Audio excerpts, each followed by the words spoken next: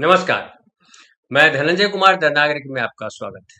सैयद भाई, क्या कहेंगे? ये तो कह रही है कोर्ट की आपने जो चार्जशीट दायर की है उसकी एफआईआर ही नहीं। बिना एफआईआर के भी चार्जशीट दायर हो जाती है क्या?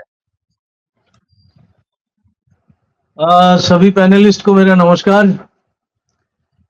देखिए, हमारे देश में क्रिमिनल केस फाइल करने का कुछ प्रोसीजर्स है और खास तौर पे जब वित्तीय अपराध होता है, यानी इकोनॉमिक ऑफेंस होता है और उसके खिलाफ अगर कोई मनी लॉन्ड्रिंग का केस फाइल किया जाता है अंडर सेक्शन 3 एंड 4, तो जो प्रोसीड्स ऑफ क्राइम होता है, पहले तो उसको आइडेंटिफाई करके फिर एफआईआर दर्ज होता है, फर्स्ट इंफॉर्मेशन रिपोर्ट, और उसके बाद ये केस की शुरुआत होती है, जांच होता है और फाइनली उसका चार्जशीट दाखिल किया जाता है और ट्रायल शुरू होता है।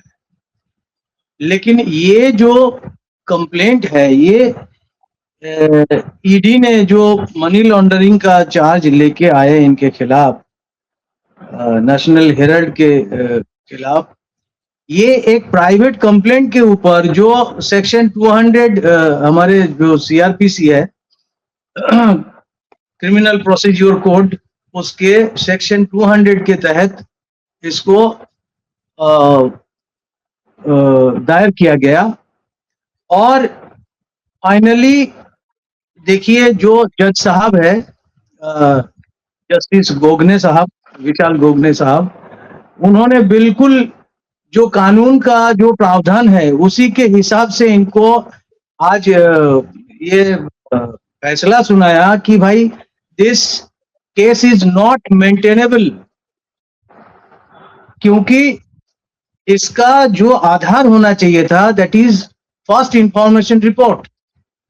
ये कोई एफआईआर के ऊपर बेस्ड नहीं है ये केस, ये किसी व्यक्ति विशेष का एक प्राइवेट कंप्लेंट था। उस प्राइवेट कंप्लेंट को अंडर सेक्शन 200 सीआरपीसी में उन्होंने दर्ज किया था और उसके ऊपर आपने एकदम कोई प्रोसीड्स ऑफ क्राइम का आपने इन्वेस्टिगेट नहीं किया। कौन सा मनी ट्रांसफर हुआ है, कोई प्रॉपर्टी ट्रांसफर हुआ है, कोई पैसे का लेन देन हुआ है, कुछ भी नहीं है। लेकिन आपने इसके खिलाफ एक चार्जशीट दाखिल कर दिया और 4 5 6 लोगों को इसमें इम्प्लीकेट किया और आपने इनके खिलाफ एक इतना बड़ा मनी लॉन्ड्रिंग का केस लाके खड़ा कर दिया। तो क्या होता है, देखिए, हमारे देश का जो भी जो कानून है और खास तौर पे जो हमारे जो क्रिमिनल जस्टिस डिलीवरी सिस्टम है, उसके तहत आपका हर काम होना चाहिए कानून के तहत, फॉलोइंग ड्यू प्रोसेस। आपने ड्यू प्रोसेस किया नहीं और आपने इतना बड़ा केस फाइल कर दिया, मनी लॉन्ड्रिंग का सेक्शन 3 एंड 4 के हिसाब से कर दिया।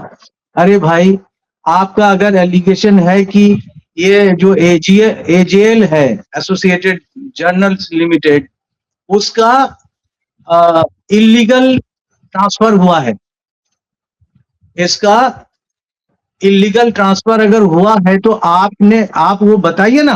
आपका कोई एफआईआर तो आपने रजिस्टर किया नहीं है। और यंग इंडिया लिमिटेड ने अगर उसको टेक ओवर किया है तो यंग इंडिया लिमिटेड का सब लोग जानते हैं, हमारे यहाँ जितने लोग बैठे हुए हैं, कि वो नॉन प्रॉफिट मेकिंग कंपनी है, उसका कोई सैलरी नहीं दिया जाता है, उसका कोई प्रॉफिट का कोई गुंजाइश नहीं है। तो ऐसी कंपनी ने अगर उसको टेक ओवर किया है तो आपका ईडी का कहना है कि जो प्रॉपर्टी है वो लगभग 2000 करोड़ की है और वो जो है that has been illegally taken over by young India limited. लेकिन आपके पास वो प्रोसीड्स ऑफ क्राइम कहाँ है? आपका एफआईआर कहाँ है? आपने बेबुनियाद आपका जो क्रिमिनल जस्टिस डिलीवरी सिस्टम का जो स्टैंडर्ड प्रोसीजर्स है, आप उसको ताक पे रख के आपने ये केस को आगे बढ़ा दिया और ये पिछले 12 साल से ये यही चल रहा है। और जब आपको अंदाजा लग गया था कि ऐसा कुछ कोर्ट से कोई जजमेंट आने वाला है, तो तभी आपने एक दिल्ली पुलिस के ईओडब्ल्यू के तहत एक एफआईआर आपने दर्ज किया है इतने सालों के बाद। और अभी आपको लग रहा है कि अब इसका या तो हम अपील में जाएंगे या जो एफआईआर हमने दर्ज किया है अब उस एफआईआर के तहत नए सिरे से हम शुरू करेंगे। तो ये जाहिर सी बात है धनंजय जी कि ये एक पॉलिटिकल वेंडेटा का केस है, ये राजनीतिक प्रतिशोध का केस है।